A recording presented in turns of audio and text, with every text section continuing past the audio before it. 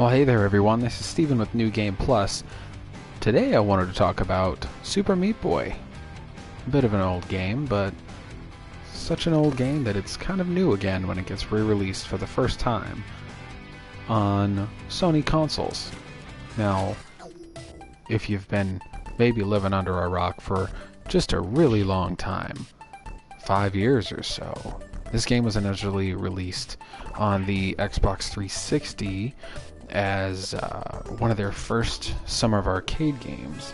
One of the great, it's just one of the greatest platformers of the last console generation for sure. And you know, it plays perfectly, and that's why it just plays absolutely perfectly. And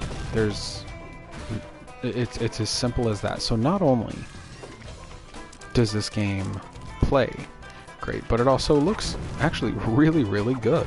I believe you'd be hard pressed to find somebody who thinks that this game does not look incredible.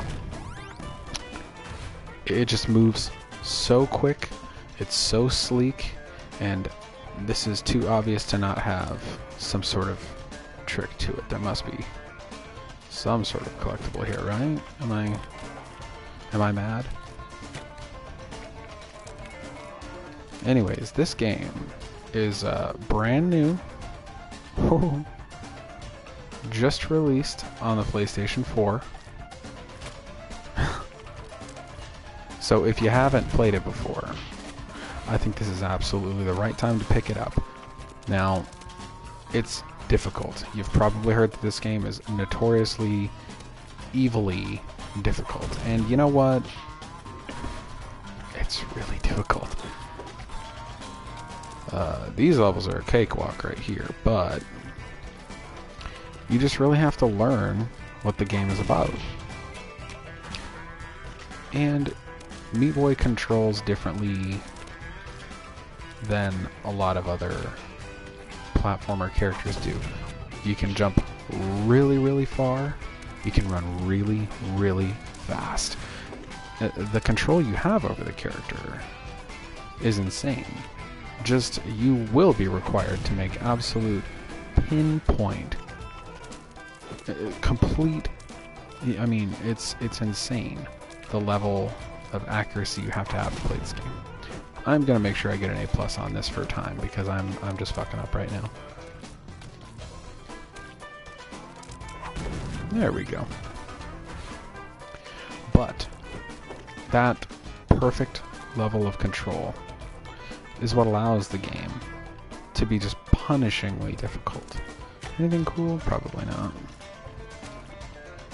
You can wall jump multiple times, run insanely fast. I mean, really, Meat Boy just controls perfectly. But look at this stuff. Like, they start you off with things that you would be finishing up the game in other platformers, basically.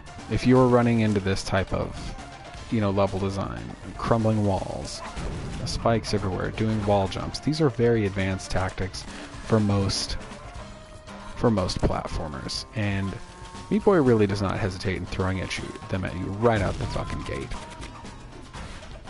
And that's because it really does expect something of all of its players. It expects that they figure out how to play this game correctly. Oh, I jumped way too high.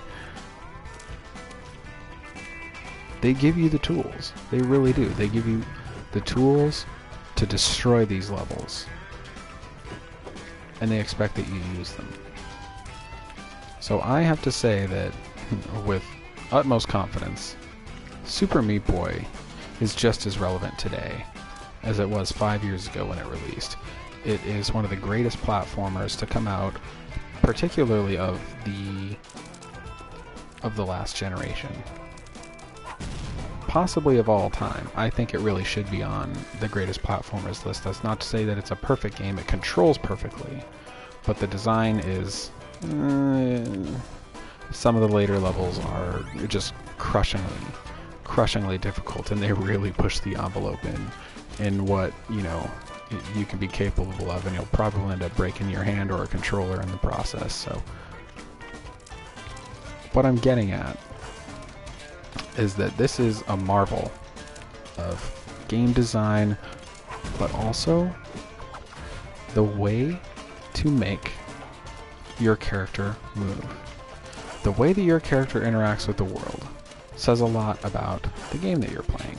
And if it doesn't feel good, then your game is not going to feel good. Now, I'm no game designer myself. However, I've always thought that if some fool were to give me just a metric fuck ton of money to make a game, that the very first thing that I would do, before anything else, before I design a level, before I nail the design of the character or anything like that, make sure that it's fun to control the character. I'd make sure that that character controlled perfectly, and that it's not boring to walk up flat surfaces or just execute simple little maneuvers with your character, because this is a character that you're going to be spending the entire game with. And if it doesn't control well, then it doesn't matter how well you build your levels, because it's all going to be shit. And that's a lesson that I think a lot of games could learn from Super Meat Boy. This character controls perfectly. You have an unforeseen amount of control in this character. There's really a lot, some of the levels there's really only one way to go about it, but the distance that you can jump and the amount of control that you have over it, it's astounding. So I really do have to say that this game is relevant, more so than ever. So, if you haven't considered it yet, think of buying Meat Boy. If you haven't played it, or even if you have, go revisit it, because you know what? This game's a trip. It's really, really fun. It's really, really hard. It's good if you want to play for 5 minutes or for 5 hours. And there's a ton of stuff to do, and you know what? In order to see it all, you're gonna have to be really fucking good. Anyways, I'm getting to the end of the first world. I'm at the end of the first world. I'm not going to show you the boss, but I definitely think that if you haven't checked this game out before, and if you're interested in platformers at all, I really, really think that this is something you should give a shot to. Alright, man, this has been Steven with New Game Plus. We'll catch y'all later.